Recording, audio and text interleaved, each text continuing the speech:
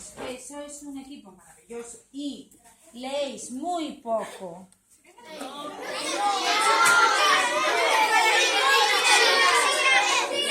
Leemos muy poco. A ver, un voluntario para abrir este paquete.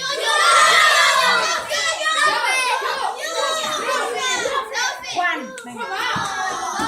Juan. Vale, como soy un equipo muy poco lector,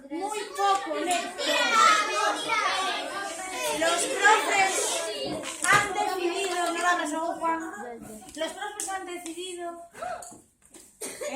que los Reyes Magos os traigan un regalo.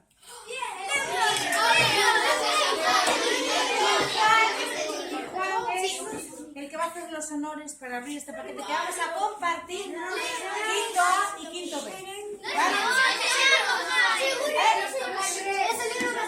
Silencio absoluto para abrir este regalo. Como sea, eres el libro pasajero. ¿Vale? Vamos allá, Juan, vamos a abrir el paquete.